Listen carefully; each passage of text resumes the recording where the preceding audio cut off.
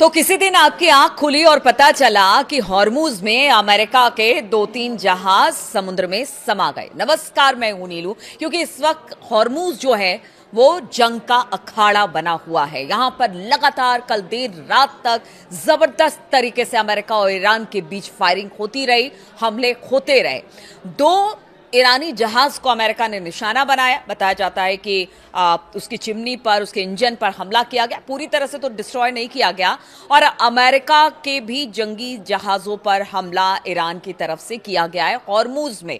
तो आप समझिए कि किस तरह की शांति वार्ता है, किस तरह से शांति काल इस वक्त चल रहा है। जब शांति काल में इतनी ज्यादा चीजें सामने आ रही है हॉर्मूज में, तो आप समझिए कि अगर शांति नहीं होती, पहले हमने देखा था कि किस तरह की स्थिति थी, तो हम इसको सीज फायर कैसे मान ले।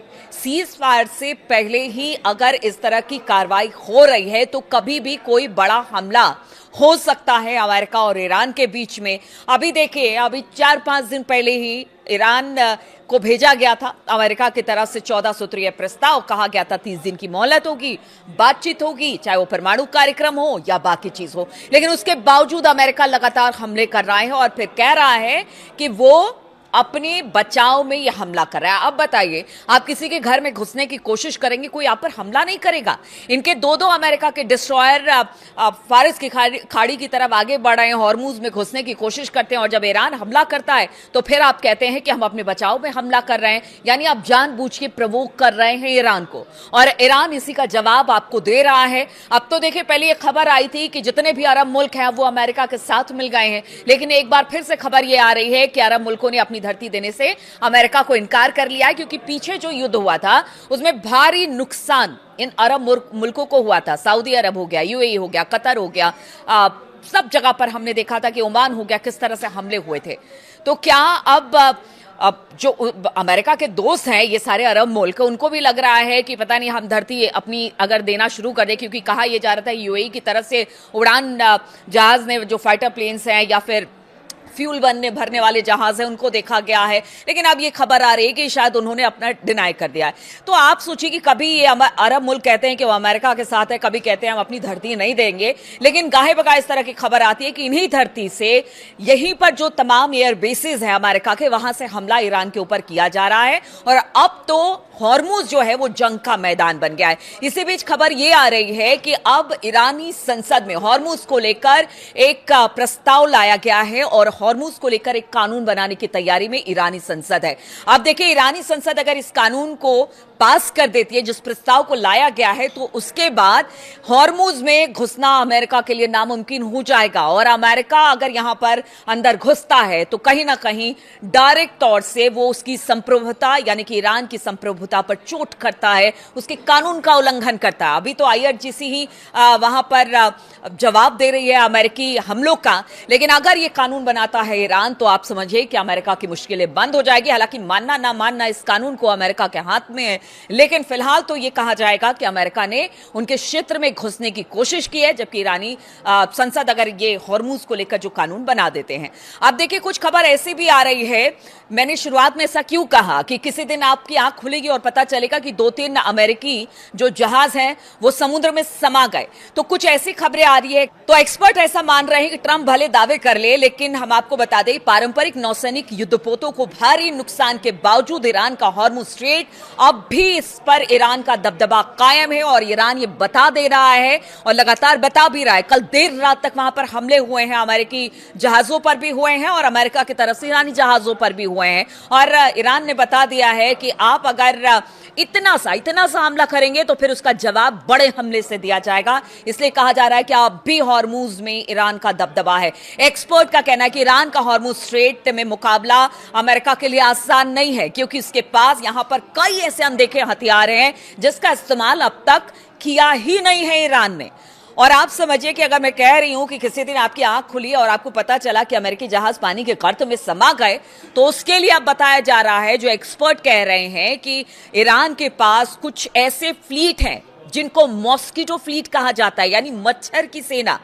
और ये जो मच्छर की सेना है, कहते हैं कि बड़े से बड़े जहाज को भी निस्ते नाबूद कर सकती है पानी में डुबो सकती है, बड़ा नुकसान पहुंचा सकती है। ईरान की हॉर्मुज स्ट्रेट से गुजरने वाली व्यापारिक जहाजों को धमकाने की क्षमता, असल में ये जो जितने युद्ध के तरीके हैं ईरान के, वो कहीं ना कहीं बहुत ज्यादा इन बातों पर निर्भर करता है कि वो किस तरह से बड़े जहाजों को भी टारगेट कर सकते हैं। जैसे कि ड्रोन अटैक हो गया, हमने देखा कि पीछे किस तरह से जो ईरान की पूरी स्ट्रेटेजी थी, ठीक है उन्होंने मिसाइलें बनाई लेकिन ज्यादा हमले ड्रोन से किए, बारूदी सुरंगें बिछाई, छोटी हमलावर नावों का बेड़ा इस्तेमाल किया जिसे मॉस्किटो फ्लीट कहा जाता है, और इन्हीं पारंपरिक तरीकों से वो लगातार इजराइल और अमेरिका पर हमले करते रहे और संपत्तियों को नुकसान पहुंचाते रहे। और ये हमने देखा कि पीछे युद्ध में जो सब कुछ हुआ, अरब मुल्क से लेकर अमेरिका के एयर बेसिस तक जबरदस्त तरीके से इसी युद्ध नीति की वजह से ईरान के हुआ है। सीएनएन की माने तो मिलिट्री एनालिसिस ने ईरान के इन छोटे जहाजों को, जिसे मच्छर बेड़ा नाम दिया गया है क्योंकि अब लड़ाई हॉर्मुज में हो रही है, इसी इन मच्छर बेड़ों का इस्तेमाल किया जा रहा है। और ये किस तरह से ईरान को एज दिलाएंगी, ईरान को आगे बढ़ाएंगी, वो आपको बताते हैं। तो इस्लामिक रिवोल्यूशनरी गार्ड यानी IRGC के ये जो छोटे जहाज हैं, वो अमेरिकी सेना के लिए बहुत बड़ी रणनीतिक चुनौती पेश कर रहे हैं और आगे भी कहा जा रहा है कि पेश करने वाले हैं। सबसे अहम बात, इन नावों पर तैनात मिसाइलें, बंदूकें और दूसरे हथियार होते हैं जो कि बड़ी तेजी के साथ जाते हैं और किसी नाव से टकराते हैं और उसको भारी नुकसान पहुंचाते हैं। मॉस्किटो फ्लीट की बात की जाए तो असल में पानी पर लड़ी जाने वाली गोरिल्ला लड़ाई है।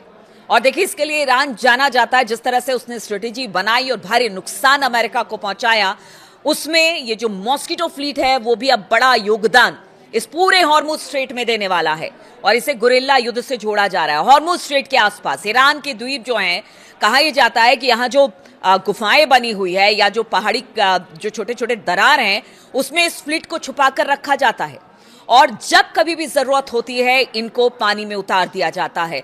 स्ट्रेट ऑफ हॉर्मुज के ये सक्रिय रास्ते से गुजरने वाले जहाज शक्तिशाली होते हैं, कितने भी शक्तिशाली युद्धपोत क्यों ना हो, उनको जबरदस्त तरीके से नुकसान पहुंचाते हैं और वहां पर ये बड़े जहाज अपने आप को बेबस पाते हैं। मॉस्किटो फ्लीट एक छोटा, तेज, फुर्तीला नावों का बेड़ा है जिसे कहीं भी इस्तेमाल किया जा सकता है पानी में।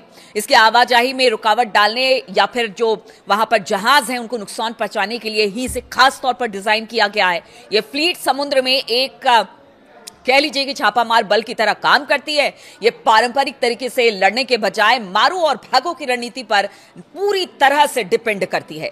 मॉस्किटो फ्लीट की नावों में गार्ड जो होते हैं वो नौसेना मिसाइलों और ड्रोनों को छिपी जगहों से लॉन्च कर सकते हैं, यानी जो छोटे छोटे समुद्र के किनारे जो गुफाएं हैं या दरारें हैं वहां से भी इसको लॉन्च किया जा सकता है।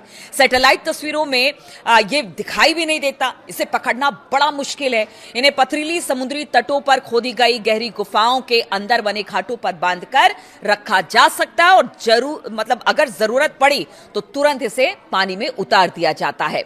आप देखिए किस तरह से अब अमेरिकी जो जहाजें हैं उनके लिए एक बड़ा सिरदर्द बनी हुई है। और दूसरी तरफ खबर यह आ रही है कि ईरान लगातार चुनौती अमेरिका को दे रहा है और अमेरिका जो है वो बातचीत, बार बार हम देखते हैं कि बातचीत की पेशकश करता है लेकिन जबरदस्त तरीके से हमले करता है। अब कोई भी बड़ा हमला हो सकता है लेकिन अभी जो स्थिति है बेहद खतरनाक है और इस खतरनाक स्थिति को देखते हुए कहा यह जा रहा है कि अगर ये कानून ईरान सरकार लेकर आ जाती है हॉर्मुज को लेकर, तो फिर अमेरिका के लिए बड़ा मुश्किल होने वाला है। लेकिन ये मान के चलिए कि ईरान तो यहां से गिव अप करने वाला नहीं है। ईरान ने कई ऐसे हथियार, एक्सपर्ट भी इसको बता रहे हैं कि अगर ईरान हॉर्मुज में वो अपने आप बता रहा है कि हमारी जगह है, आप इसमें घुसेंगे तो हम मारेंगे, यानी उसके पास कुछ ऐसे इंतजाम जरूर हैं जिससे कि वो अमेरिका को बड़ी भारी चुनौती दे सकता है। और इस बीच एक और खबर आई है कि कल कल देर रात तक जो झड़प अमेरिका और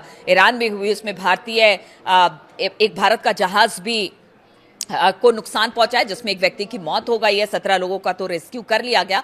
तो आप समझिए कि इस वक्त बहुत सारे जहाज हैं जो ईरान की भी है, जो नाकेबंदी की वजह से अमेरिका ने रोक रखी है। अब ईरान के सामने भी एक ही कह लीजिए विकल्प बचा है कि या तो आप मारेंगे, वहां से नाकेबंदी हटाएंगे, या तो फिर बातचीत का रास्ता अख्तियार करेंगे। लेकिन बातचीत के रास्ते पर ट्रंप है कि चलने का नाम नहीं लेते, बातचीत करने की बात करते हैं। लेकिन हमले ईरान पर लगातार हॉर्मुज में हो रहे हैं और कभी भी कोई बड़ा हमला हो सकता है और धीरे धीरे जो सीज फायर है वो लगता तो ऐसा ही है कि वो टूटने के कगार पर पहुंच चुका है, क्योंकि हमले लगातार ईरान अमेरिका पर और अमेरिका ईरान पर कर रहा है। तो तमाम अपडेट्स लेकर आपके पास आते रहेंगे। फिलहाल बहुत बहुत शुक्रिया मेरे साथ इस वीडियो में शामिल होने के लिए।